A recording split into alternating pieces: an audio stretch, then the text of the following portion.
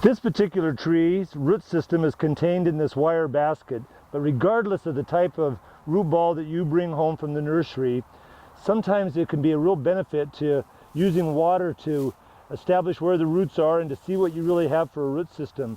Because once we move this tree into the hole, we're going to want to remove as much of this wire and burlap and twine, get all that out of there. And so by using water, you can take a closer look at the root system.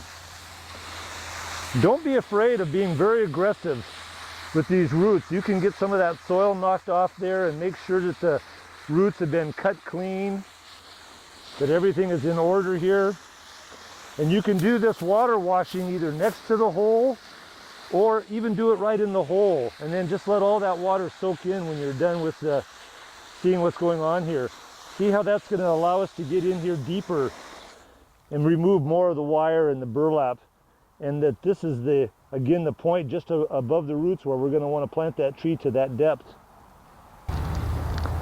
Let's see how I'd plant a tree that is grown in a plastic pot.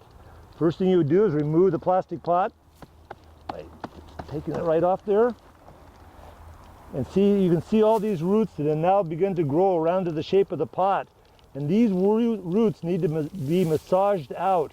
Otherwise, they'll continue to grow in this circular fashion. You can begin by physically disturbing some of the roots right at the edge of the pot.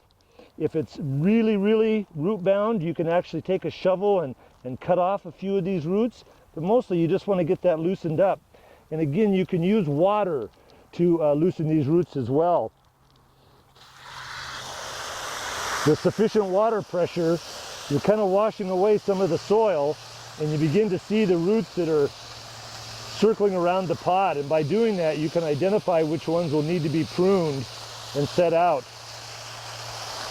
This work can be done right alongside the hole, or it can be done inside the hole. If you do it once the tree is in the hole, then you need to wait for all the water to soak in before you finish the planting.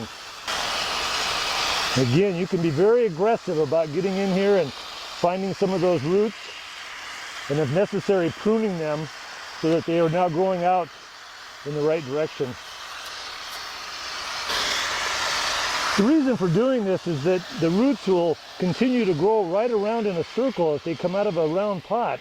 And so you've got to get them massaged out so that they can begin to grow out and find new soil for new nutrients and to better anchor the tree. All these roots need to be growing in the right direction.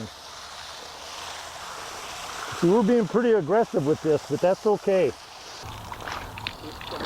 So now we've got all these roots that are growing out in the right direction. This tree is now ready to go into the hole. Once the water dissipates in the hole, then we'll be ready to begin to backfill. That's the way you want to have it look.